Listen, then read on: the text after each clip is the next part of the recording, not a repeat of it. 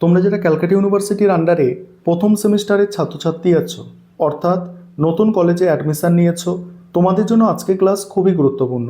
আজকের ক্লাসে তোমাদের কনস্টিটিউশনাল ভ্যালু অর্থাৎ সাংবিধানিক মূল্যবোধ এই সাবজেক্টের মডিউল 1 থেকে একটি মোস্ট ইম্পর্টেন্ট 25 নম্বরের প্রশ্নের উত্তর নিয়ে আলোচনা করব। প্রশ্নটা হচ্ছে, ভারতের সংবিধান কিছু মূল নীতির ভিত্তিতে গঠিত, বিবৃতিটি ব্যাখ্যা করো। এখানে প্রথমেই হচ্ছে ইন্ট্রোডাকশন অর্থাৎ ভূমিকায় কি লিখবে দেখো। ভারতের সংবিধান কেবল একটি শুষ্ক আইনি বা রাজনৈতিক দলিল নয়, এটি স্বাধীন ভারতের আর্থসামাজিক রূপান্তরের একটি সুস্পষ্ট ও গতিশীল রূপরেখা। 1950 সালে 26শে জানুয়ারি কার্যকর হওয়া এই সংবিধানের প্রস্তাবনাতেই সেই মহান আদর্শ ও মূল নীতিগুলি বিধৃত হয়েছে বা উল্লেখিত হয়েছে, যার উপর ভিত্তি করে সমগ্র ভারতীয় রাষ্ট্র ব্যবস্থা পরিচালিত হয়। আর এই সংবিধান ভারতকে একটি সার্বভৌম সমাজতান্ত্রিক ধর্মনিরপেক্ষ গণতান্ত্রিক সাধারণতন্ত্র হিসাবে প্রতিষ্ঠা করেছে। এই প্রসঙ্গে প্রখ্যাত রাষ্ট্রবিজ্ঞানী অস্টিন যথার্থই বলেছেন, ভারতের সংবিধান হলো প্রধানত একটি সামাজিক দলিল, যার মূল লক্ষ্য হলো একটি অহিংস সামাজিক বিপ্লব সাধন করা। সংবিধান প্রণেতারা যে মূল্যবোধগুলির দ্বারা অনুপ্রাণিত হয়েছিলেন তা মূলত 4টি মৌলিক স্তম্ভের ওপর দাঁড়িয়ে আছে। এবারে মূলনীতিগুলো আলোচনা করব। তবে এই যে প্রশ্নটা, ভারতের সংবিধান কিছু মূল নীতির ভিত্তিতে গঠিত, এটা প্রিভিয়াস ইয়ার্সের প্রশ্ন, মোস্ট ইম্পর্টেন্ট প্রশ্ন, ভালো করে তোমাদের তৈরি করতে হবে। দেখো, প্রথমেই হচ্ছে ন্যায় বিচার। এখানে কি বলা হচ্ছে দেখো, ভারতীয় সংবিধানের অন্যতম প্রধান উদ্দেশ্য হলো দেশের সকল নাগরিকের জন্য ন্যায় বিচার সুনিশ্চিত করা। প্রস্তাবনায় 3 ধরনের ন্যায় বিচারের কথা বলা হয়েছে: সামাজিক, অর্থনৈতিক এবং রাজনৈতিক। সামাজিক ন্যায় বিচার বলতে জাতি, ধর্ম, বর্ণ, লিঙ্গ, জন্মস্থানের ভিত্তিতে কোনো রকম বৈষম্য না করে সমাজের সকলের সমান মর্যাদাকে বোঝায়। অর্থনৈতিক ন্যায় বিচার হলো সম্পদের সুষম বন্টন, দারিদ্র্য ও ধনী বৈষম্য হ্রাস এবং শোষণের অবসান ঘটানো। অন্যদিকে রাজনৈতিক ন্যায় বিচারের অর্থ হলো প্রতিটি নাগরিকের স্বাধীনভাবে ভোটদান ও রাজনৈতিক প্রক্রিয়ায় অংশগ্রহণের অধিকার। তারপরে কি? স্বাধীনতা। এই পয়েন্টটা নিয়ে আলোচনা করব। তার আগে যে বিষয়টা তোমাদের বলার আছে, তোমাদের জন্য অনলাইন কোচিং ক্লাস চলছে।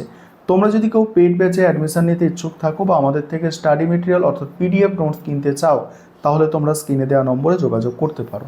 স্বাধীনতা কি বলা হচ্ছে দেখো, সংবিধানে নাগরিকদের ব্যক্তিত্বের পূর্ণ বিকাশের জন্য স্বাধীনতার ওপরে বিশেষ গুরুত্ব আরোপ করা হয়েছে। প্রস্তাবনায় নাগরিকদের চিন্তা, মত প্রকাশ, বিশ্বাস, ধর্ম ও উপাসনার স্বাধীনতার কথা বলা হয়েছে। এই অধিকারগুলিকে বাস্তবায়ন করার জন্য সংবিধানের 3য় অংশে 19 থেকে 22 নম্বর ধারায় স্বাধীনতার অধিকার প্রদান করা হয়েছে। তবে এই স্বাধীনতা অবাধ বা সীমাহীন নয়। রাষ্ট্রীয় নিরাপত্তা, জনস্বার্থের কারণে রাষ্ট্র এর উপরে যুক্তিসঙ্গত বিধিনিষেধ আরোপ করতে পারে।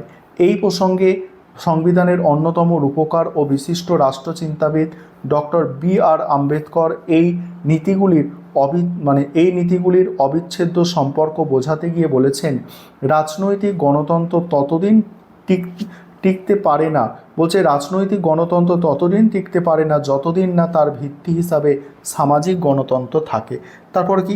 স্বাধীনতা, সাম্য এবং ভ্রাতৃত্ববোধকে কখনোই একে অপরের থেকে আলাদা করা যায় না, এরা একটি অবিচ্ছেদ্য ত্রয়ী গঠন করে। তারপরে সাম্য, পরের যে ধারণা সেটা হচ্ছে সাম্য। স্বাধীনতা ও ন্যায় বিচারকে প্রকৃত অর্থে অর্থবহ করে তুলতে সাম্যের নীতি অপরিহার্য। সংবিধানের মর্যাদা ও সুযোগের সমতা প্রতিষ্ঠার কথা স্পষ্টভাবে ঘোষণা করা হয়েছে। আইনের চোখে সবাই সমান এবং আইন সমানভাবে সকলকে রক্ষা করবে, এই নীতি সংবিধানের 14 থেকে 18 নম্বর ধারায় স্বীকৃত হয়েছে। অস্পৃশ্যতা দূরীকরণ এবং বৈষম্যমূলক উপাধি বাতিল মাধ্যমে সমাজে কৃত্রিম ভেদাভেদের অবসান ঘটিয়ে প্রকৃত সাম্য প্রতিষ্ঠার উদ্যোগ নেওয়া হয়েছে। তারপর হচ্ছে ভ্রাতৃত্ববোধ। ভারতের মতো এক বিশাল ও বৈচিত্র্যময় দেশে ঐক্য বজায় রাখার জন্য ভ্রাতৃত্ববোধ একটি অপরিহার্য মূলনীতি। এর দুটি প্রধান দিক রয়েছে। প্রথমত, প্রতিটি ব্যক্তির অন্তর্নিহিত মর্যাদাকে সুনিশ্চিত করা এবং দ্বিতীয় হচ্ছে জাতির ঐক্য ও সংহতিকে বজায় রাখা। বহু ভাষা, ধর্ম, বর্ণ ও সংস্কৃতির মানুষের মধ্যে পারস্পরিক সৌহার্দ্য ও ঐক্যের বন্ধন সুদৃঢ় না হলে গণতন্ত্র কখনোই সফল হতে পারে না। এই উদ্দেশ্যই সংবিধানে বৈচিত্র্যের মধ্যে ঐক্য স্থাপনের লক্ষ্যে একক নাগরিকত্বের ব্যবস্থা করা হয়েছে। এবার উপসংহার দিয়ে তোমাদের প্রশ্নের উত্তর শেষ করতে হবে। উপসংহারটা দেখে নাও।